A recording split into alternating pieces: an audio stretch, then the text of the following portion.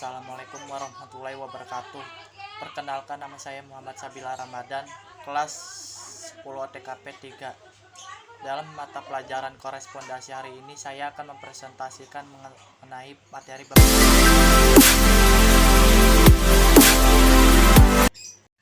yang kedua, prinsip-prinsip teknik berbicara. Prinsip motivasi adalah prinsip memberi dorongan untuk membangkitkan minat bicara terhadap seseorang, kelompok, dan umum. Yang pertama, memberikan dorongan menekohkan. Yang kedua, dorongan ingin mengetahui.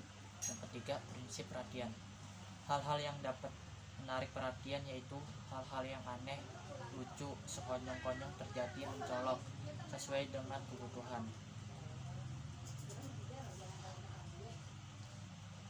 Estetika berbicara adalah seni berbicara seseorang yang dapat menimbulkan daya tarik bagi orang lain. Estetika berbicara itu meliputi gaya berbicara dan gaya penampilan. Gaya berbicara adalah gaya bicara seseorang yang dapat menimbulkan daya tarik si pendengar. Ada 4 macam gaya bicara yang perlu Anda ketahui. Di antaranya adalah gaya bahasa, di mana Anda harus pandai dalam memilih kata-kata dan intonasi suaranya pun harus diperhatikan dengan baik. Gaya mimik alias gerak air muka. Untuk yang satu ini Anda harus mengekspresikan mimik wajah sesuai dengan pembicaraan gaya.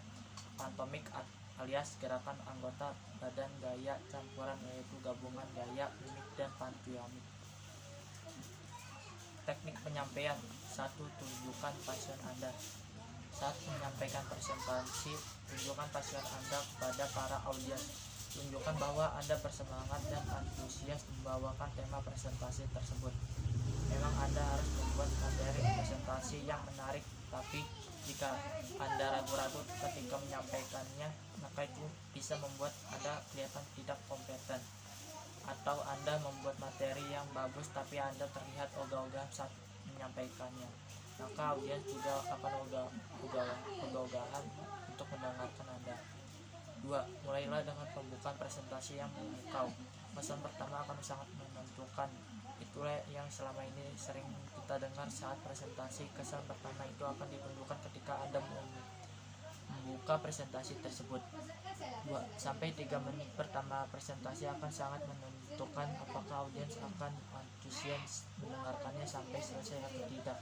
Kalau audiens mendengarkan dengan semangat ditambah melakukan tindakan yang diharapkan, maka berarti presentasi tersebut efektif.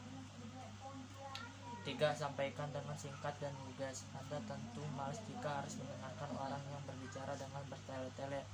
Demikian juga para audiens.